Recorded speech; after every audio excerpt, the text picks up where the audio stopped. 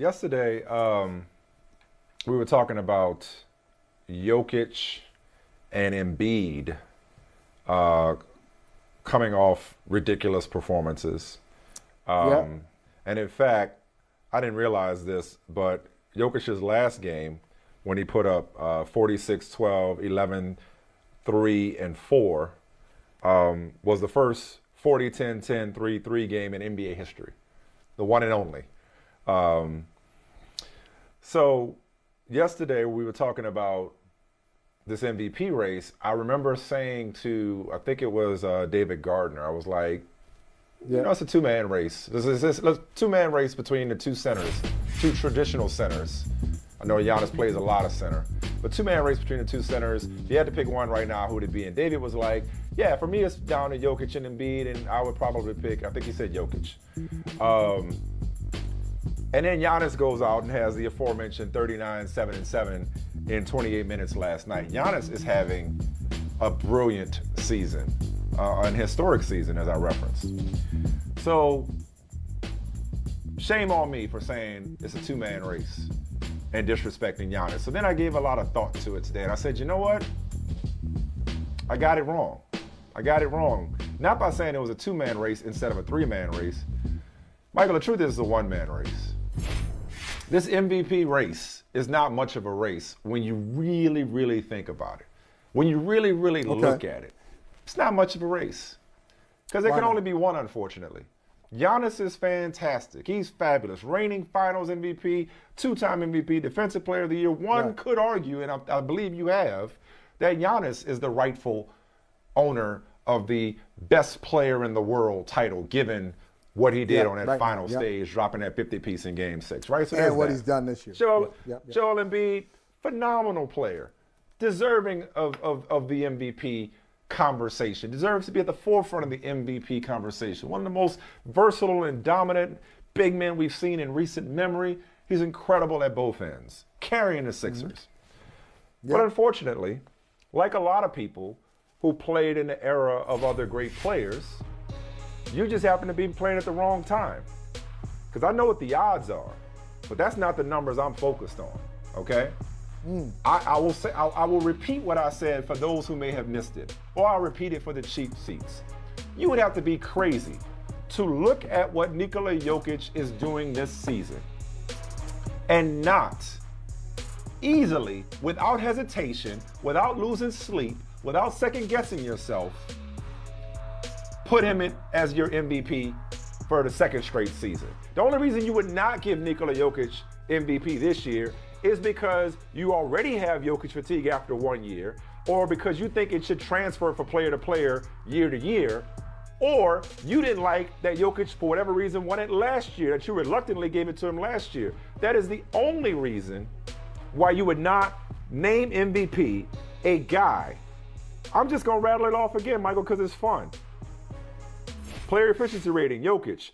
Win shares, Jokic. Offensive win shares, Jokic. Defensive win shares, Jokic. Win shares per 48 minutes, Jokic. Box plus minus, Jokic. Offensive box plus minus, Jokic. Defensive box plus minus, Jokic. Value over replacement player, Jokic. Like, by any measure, and he's on pace to have the greatest player efficiency rating in NBA history. By any measure, he is the most valuable player. And when you look at the fact that the Nuggets completely fall off a cliff when he's off the court, people talk about, they're a 6th seed or whatever seed they are. The records, if you want to compare the records to the rest of the MVP, exactly. The Nuggets in the Western Conference are 39-26. Philadelphia is 40-24. Milwaukee's 41-25. So it's a great race. This box score battle that these three guys are having night in and night out is phenomenal to watch. They're 1, 2, and 3. They should be 1, 2, and 3 on almost every ballot. But if Jokic is not your one, you got to explain to me what I'm missing. And please don't give me the eye test. Because if you tell me that somebody else passes the eye test over Nikola Jokic, then that just means you're not fixing your eyes and watching Nikola Jokic. That's all that means if you're going to go with the eye test. Well, I think the eye test should be a factor. When you said by any measure, that is a measure. Now, maybe it's not a scientific measure. It's not as scientific as the statistical arguments and those categories that you put there. It probably will be Jokic. And I don't mean this facetiously, and I don't mean this argumentatively. I'm actually curious. Like, what does eye test mean in this context? No, I'm not arguing. What I'm saying is it is a measure. You said by any measure. I'm just pointing out. But I wonder, what? How do you? I don't even know what the eye test is necessarily. Is that just a hunch? Is that just a gut feeling? Is that you like the narrative? What does the eye test? I'm legitimately asking. Because that's a storyline. Because the narrative now you're going away from the eye test. Now you're going to the script thing. I intentionally did that because your narrative can inform your perspective. So if you think that without Ben Simmons and Joel Embiid should have gotten it last year, but he got hurt, so he got robbed last year, and look at what he does at both ends, even though Nikola Jokic is by a hair second in defensive win shares to Jason Tatum. Well, if that's your narrative, then you're going to be inclined to look at Joel Embiid with the eyes and think he's the MVP. So that's why I asked, what does eye test mean? If you're saying that the Bucks are better than the Heat, you could say the eye test because watching them, you think they're better. I'm asking how you could watch these three players and say that somebody has the edge in the so-called eye test. That's what I'm legitimately wondering, how that's a measure. Let me attempt it, because this is why I'm here.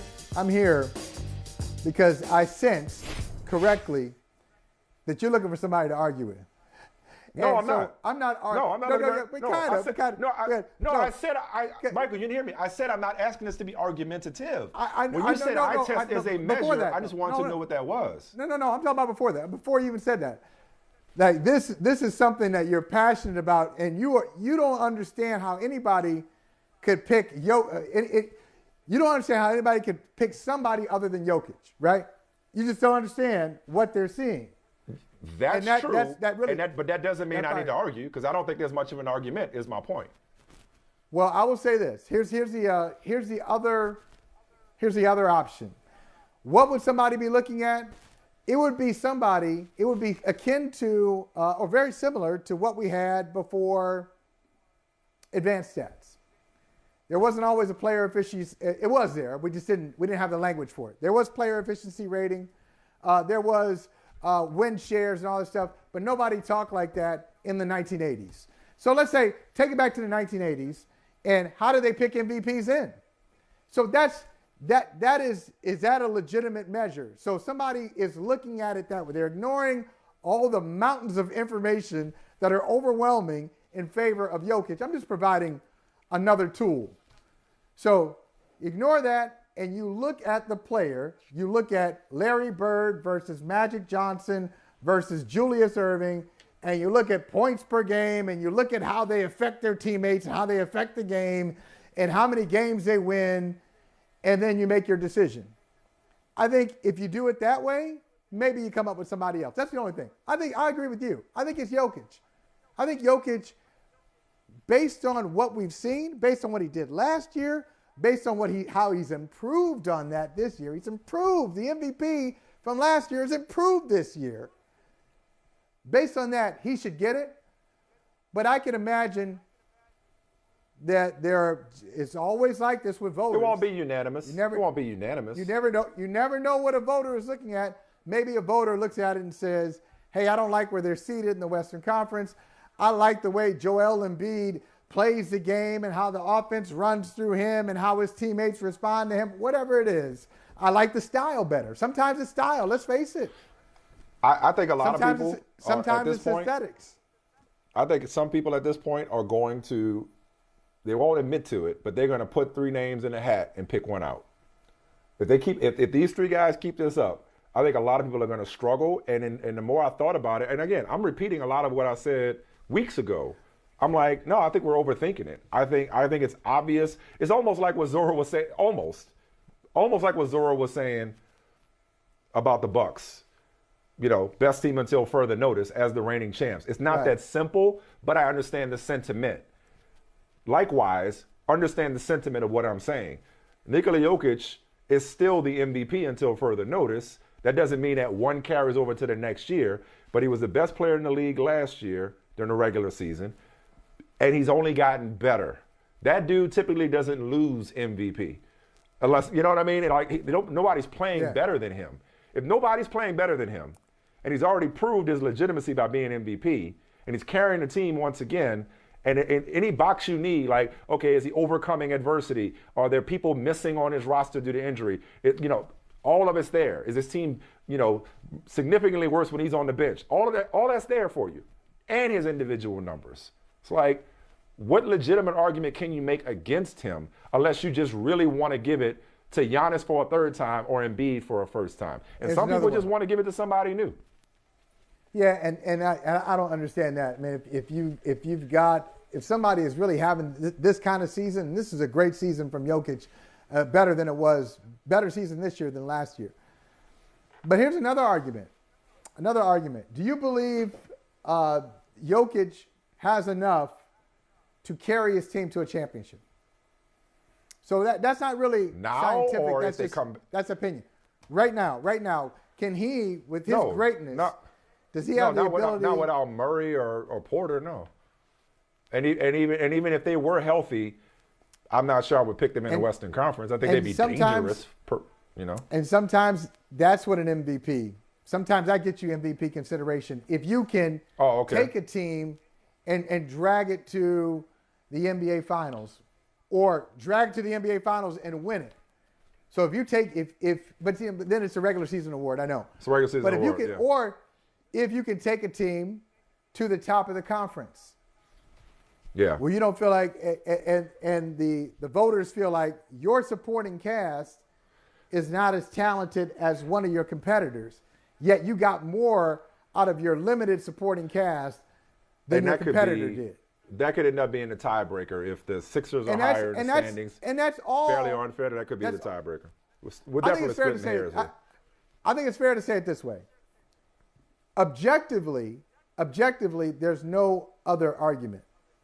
Mm-hmm. Subjectively, who knows? Yes. If you bring in a dose of subjectivity, all right, this thing might be a photo finish. And by the way, I want to say this last thing on this that's kind of adjacent to this. And fellas, if we can bring up that Denver Post headline, I figured out, going back to our conversation like in the first hour, a Denver Post headline that we just had on Jokic, and the quote was, "He's just different." I understand why that triggered me. That says nothing. It just bothers me. Like, you got a lot of pet peeves. Hey, first since that's slang though. 2000, that's slang. 2016, 2017, like that. You hate those, or anniversaries. This is the 8th anniversary of something. Those things trigger you. Like that. He's just different. I'm looking for, if I got a headline and I got questions about the headline, it's not good enough for me. He's just different. What does that mean? At the end of the day, it's just like one of those cliches. It's just like, okay, what do we say? So he's just different. Different doesn't do it for me. I need a picture. I need a word picture. So different doesn't do it for me. So that's why I responded that way earlier. This reminded me of the first block, of the first hour. Just in case you wonder. I wasn't. And that's also completely different context, but okay. Yes. Speaking of headlines. Triggers are different. You're triggered by things that other people look at and say, why'd that trigger you? No. I said somebody's job was different. That's different from saying, he's just different, which is a compliment to say he's a different breed. I'll leave that there. Hey, thanks for watching Brother from Another on YouTube. Make sure you hit subscribe before you leave, and be sure to watch us 3 to 5 p.m. Eastern Time on Peacock. Appreciate you.